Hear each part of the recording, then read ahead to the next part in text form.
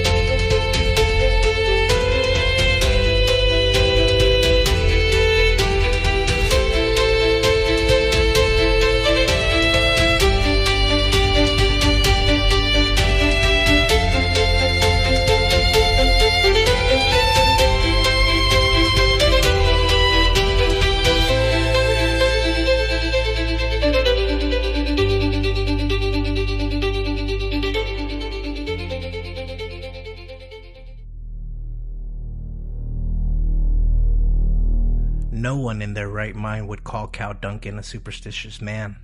38, with a receding hairline and a meticulously cataloged collection of World War II memorabilia, he put his faith in provenance and price tags, not in the whispers of haunted objects or cursed antiques. But the rumors swirling around Lot 17 at the estate sale in Vermont were hard to ignore, even for him. Lot 17 was an old tabletop radio, the find with a faux wood front, a heavy bakelite dial, and a faint, acrid smell of ozone. It looked out of place among the lace dollies and silver tea sets. The tag on the radio, written in a shaky hand, read simply, "Property of Redmouth Joe, 1952. Redmouth Joe, Joseph Tilson, had been a household name once, at least among those who followed true crime. Between 1949 and 1953, Tilson had been responsible for a string of brutal murders, 7 women, all strangled, their mouths smeared with red lipstick. He'd been executed in 1955, but rumors of his trophies still surfaced at auctions and flea markets, fueling ghost stories and magazine exposés. Cal, more curious than cautious, bought the radio for $70. Later that night, he set it on his workbench and plugged it in. The filaments glowed, the dial lit up a sickly amber, and the static that poured from the speaker was thick enough to touch. He turned through the frequencies, expecting nothing but the hiss of dead air. Then, a voice, male, low and rasping, as if scraped from the bottom of a grave. "She was waiting for me. They always waited. I watched from the alley, just like before." Cal's hand jerked away from the dial. He told himself it must be an old broadcast, some forgotten recording bleeding through the frequencies. But the voice kept talking, describing in chilling detail the night's events. The alley, the rain, pooling in the gutters, the glint of a knife. Cal shivered. He could hear the woman's footsteps, the scrape of her heel, the quickening of her breath. The voice narrated everything in real time, the details growing more grisly, more intimate, until Cal snatched the plug from the wall. Silence rushed in, heavy and suffocating. He laughed, shaky. It was a trick, a pirate radio show, or maybe just a coincidence. But that night, as he tried to sleep, he heard the voice again, this time whispering from the darkness behind his eyes. The next day, Cal returned to the radio, determined to prove it was nothing more than a malfunction. He set up his phone to record as he turned the radio on. The voice started immediately. She's here now, in the kitchen. I can see the curl of her hair. Cal's heart hammered. He was alone in the house, yet the details matched his own kitchen. The chipped countertop, the ticking wall clock. He stood up, his skin prickling. The radio static deepened, and the voice sharpened, as if aware of his movements. He spun around. The kitchen was empty, but in the reflection of the microwave door, he thought he saw a shadow, something long and thin moving behind him. The hallucinations began then. Flashings of red on the walls, the smell of cheap perfume, faint fingerprints appearing on the misted bathroom mirror. At night, Cal heard whispers beneath the static voices, pleading, sobbing, accusing. The radio stories grew more personal, more invasive, as if the killer was watching through Cal's own eyes. He tried to get rid of the radio, threw it in the trash, then into the river, but each time he'd wake to find it back on his workbench, the dial set to the same frequency. Desperate, Cal called in a local historian, Marin, who specialized in haunted objects. She arrived with salt, sage, and a wary smile. As they sat in the dim light, the radio flickered to life. You brought a friend, the killer's voice crooned. But she won't help you. No one can.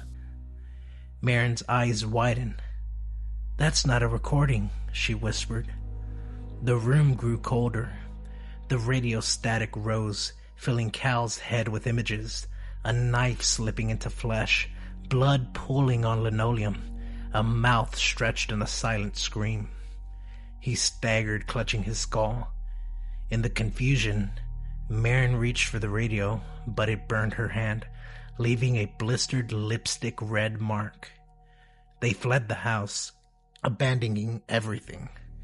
But the nightmares followed Cal. Endless loops of violence, his own hands stained crimson. He wondered if the radio was just a conduit, or if something had crawled out of it and into him.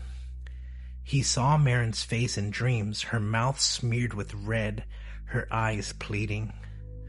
On the third night, he awoke to the radio's voice, clear and mocking. Thank you, Cal. I'm free now. He ran to the workbench, but the radio was gone.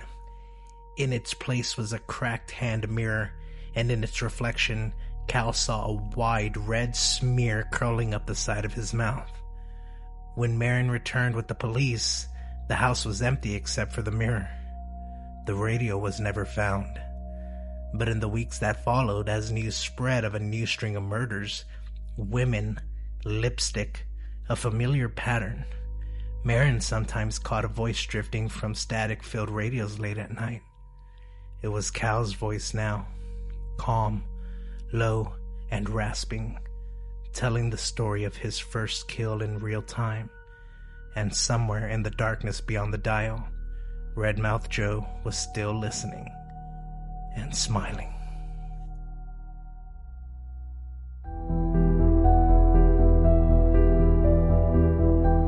Well now, maybe that'll teach everyone to be careful of what you may be purchasing or even listening to. It could be you who confesses their dirty little crime through the radio waves next. I think it's time to reset the palette and set the mood for our final story. Keep that blanket close. It could be the only thing protecting you from the darkness.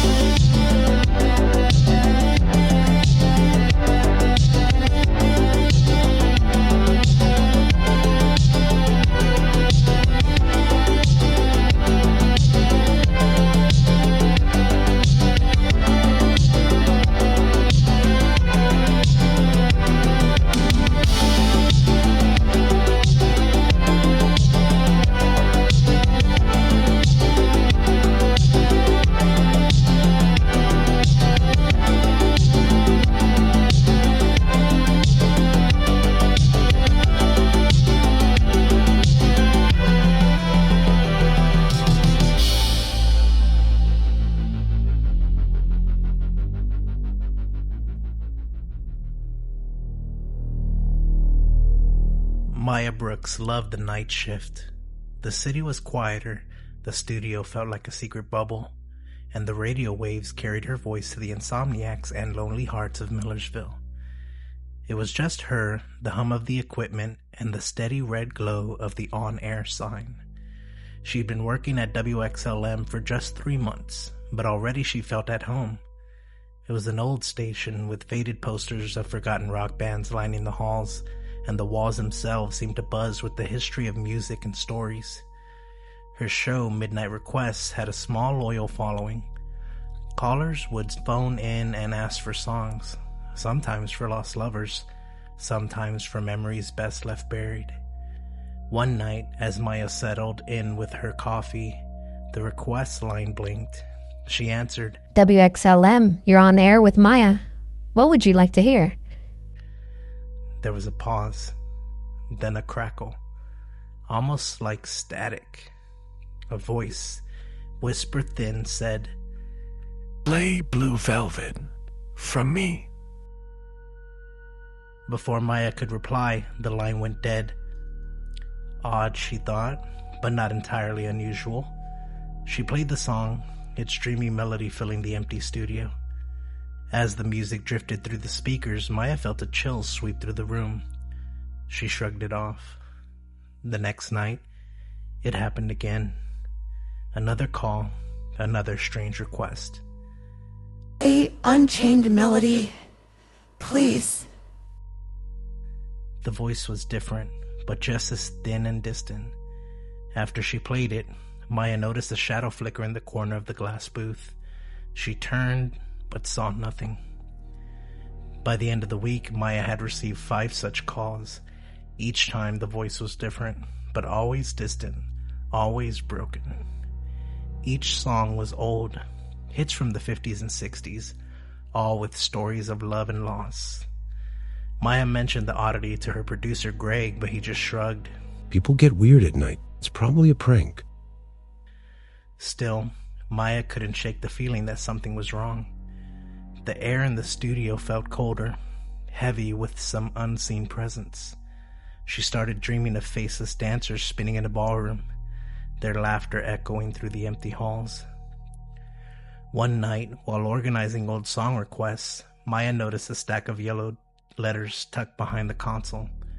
Curious, she pulled them out and carefully unfolded one. It was dated 1962. "Dear WXLM, please play Blue Velvet for Johnny. He never made it home. I still wait for him every night." Maya's hands trembled. She read another letter. This one requested Unchained Melody. signed by someone named Ruth, grieving for a lost lover. She dug deeper, researching the station's history. She learned that decades ago, the studio was a beacon for the lonely. During the 1960s, several young lovers had died in tragic accidents, car crashes, house fires, and even one unsolved disappearance. The families had written in, begging the station to play their favorite songs, hoping their spirits would find peace. Maya realized the calls she'd been receiving matched the names and songs from those old letters. It was as if the ghosts of the past still listened, still waited. That night, as the clock struck midnight, the phone rang. Maya answered her, voice shaking. WXLM, you're on air? The line was filled with static, but then a chorus of voices, soft, pleading, desperate, merged into one. Play our song. Maya hesitated, then reached for the next record in the stack. I Only Have Eyes for You. As she placed the needle, the temperature in the room plummeted. Shadows flickered on the walls, stretching and twisting. Maya's reflection in the studio window warped, her eyes growing hollow and dark. As the song played, the lights flickered, and Maya saw them, figures, pale and shimmering, crowding around her. She tried to run, but her body felt rooted to the chair, the air with the scent of old perfume and the faint metallic tang of blood. When the song ended, the apparitions leaned in, their faces inches from hers. One whispered, "Thank you." before they all vanished, leaving Maya gasping in the silent studio. The phone light went dead, permanently. Maya tried to speak, but no sound came out. She stared at her reflection and realized with growing horror that there was a new face behind the glass. Her own, but paler, her lips blue, her eyes empty. The next night, listeners tuned in to Midnight Requests as usual, but this time, Maya's voice sounded thinner, echoing, almost like a whisper from another world. And if you listened closely, you could hear the voices singing softly in the background, always asking for one last song.